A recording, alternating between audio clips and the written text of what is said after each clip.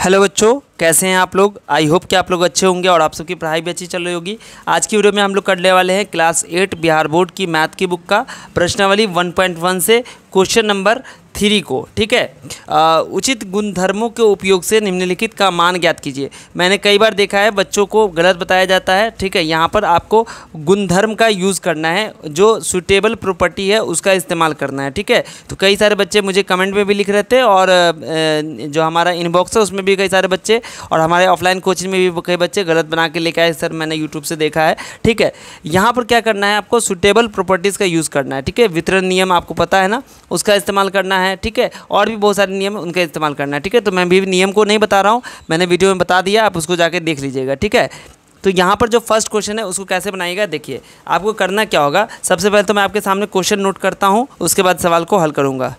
देखो क्वेश्चन आपका दे दिया गया है। ठीक है, यहाँ पर अब आपको करना क्या है कि या तो आप इस दोनों को एक साथ जोड़िए और इस दोनों को एक साथ जोड़िए। ठीक है, या नहीं तो आप इस दोनों को एक साथ जोड़िए और इस दोनों को एक साथ जोड़िए। ठीक है, बट आपको करना क्या होगा, देखिए 4/3 मैं तो कहूँगा कि आप इस दोनों को एक साथ जोड़िए। अगर आपको दिक्कत होता है, ज़्यादा दिक्कत होता है, तो आप ऐसा कीजिए कि 3 5 का एलसीएम ले लीजिए। ठीक है, तो 3 5 का एलसीएम लीजिए, कितना होगा 15 होगा। ठीक है ना, अब 3 से 15 में भाग लगाइए, डिवाइड करिए, तो कितना आएगा 3 5 जा 15। अगर आपको नहीं आता है, ठीक है, तो आप ये भी देख लीजिए कि 3 के टेबल में 15 कितनी बार में आता है। ठीक है, तो ये कितना हो जाएगा 3 5 जा 15 हो जाएगा, यानी कि 5 बार में आता है। अब उस 5 को क्या कीजिए, ऊपर 4 से मल्टीप्लाई कर दीजिए, 4 से गुना कर दीजिए, तो 5 चौका कितना हो गया 20 हो गया। तो मैंने यहाँ पर 20 लिख दिया।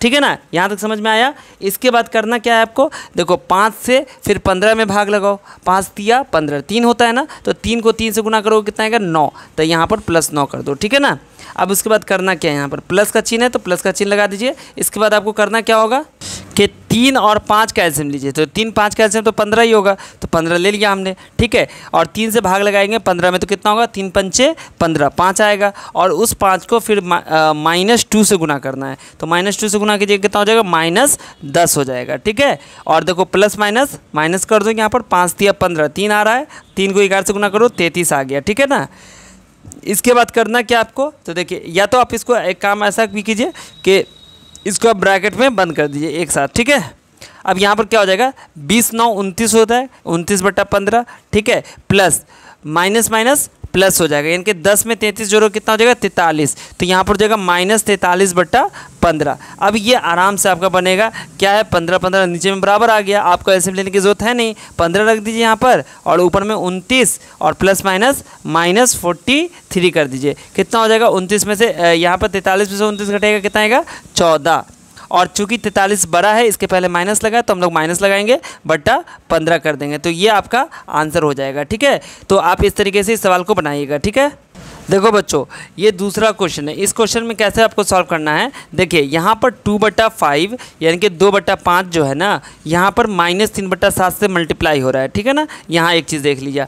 और यहाँ देखिए 1/14 को भी हम 2/5 से डिवाइड कर रहे हैं ना, तो यहाँ पर एक चीज़ कॉमन है कि 2/5 इधर भी है इधर भी है, मतलब 2/5 से ये भी गुना हो रहा है और ये भी गुना हो रहा है। ठीक है, तो हम इसको एक साथ कर लेंगे, मतलब ऐसे कर लेंगे 2/5 इंटू यहाँ पर आपका कितना है -3/7 लिख दिया इसको, और इस वाले टर्म को भी उठा के हम इधर कर देंगे ग्रुप को। ठीक है ना, अब देखो यहाँ पर 1/14 गुने 2/5 है, या तो आप ऐसे लिखिए इसको, नहीं तो आप ऐसे भी तो लिख सकते हैं 2/5 गुने 1/14, इसको इधर करके कोई दिक्कत नहीं है, तो आप इसको लिख लीजिए यहाँ पर +1/14 इंटू 2/5। ठीक है, मैंने सीधा ही लिखा है, आप इसको इधर उधर भी करके लिख सकते हैं, कोई दिक्कत नहीं है। अब इसके बाद क्या होगा -1/6 इंटू 3/2 हो जाएगा। ठीक है, अब देखो यहाँ पर, तो यहाँ पर क्या हो जाएगा 2/5 -3/7 से गुना और 2/5 1/14 से गुना।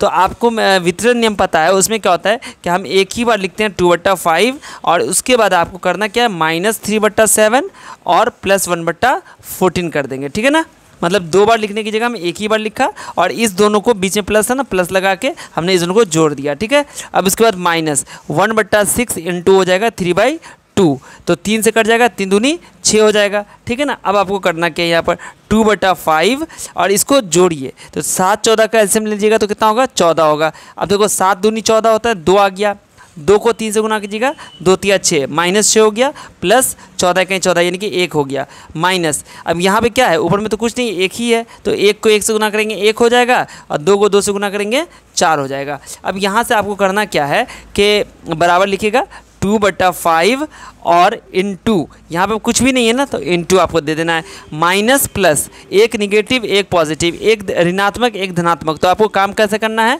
यहाँ पर घटाने का काम करना है। तो 6 में से 1 गया 5, बड़ा कौन है दोनों में से, माइनस, यानी कि 6 आपका बड़ा है, पहले माइनस लगा हुआ है इसलिए माइनस लगा दीजिए, बटा 14 -1/4। अब देखो यहाँ से 5 इकाई 5, 5 इकाई 5 कैंसिल हो गया ना, 5 5, तो बचेगा क्या, -2, 2 इकाई 2, यानी कि -2/14। देखो ये भी कट रहा है, 2 इकाई 2, 2 सत्ते 14, तो 2 भी नहीं लिखना आपको, ठीक है। यहाँ पर क्या हो जाएगा -1, ठीक है, बटा 7, -1/4। अभी इसको आपको बस सॉल्व करना है, आपका आंसर आ जाएगा। 7 4 का ऐसे में लीजिएगा तो नहीं होगा, आपको बस गुना कर देना, 28 हो जाएगा। 7 चौका यानी कि 4 हो गया, तो -4, -4 सत्ते यानी कि 7 आ गया, तो 7 का 7 हो गया। देखो दोनों निगेटिव आ गया ना, जब दोनों निगेटिव है तो प्लस का काम होगा, पॉजिटिव यानी कि जोड़ देंगे, 4 7 11, -11/28, यही आपका क्या हो जाएगा, आंसर हो जाएगा, ठीक है।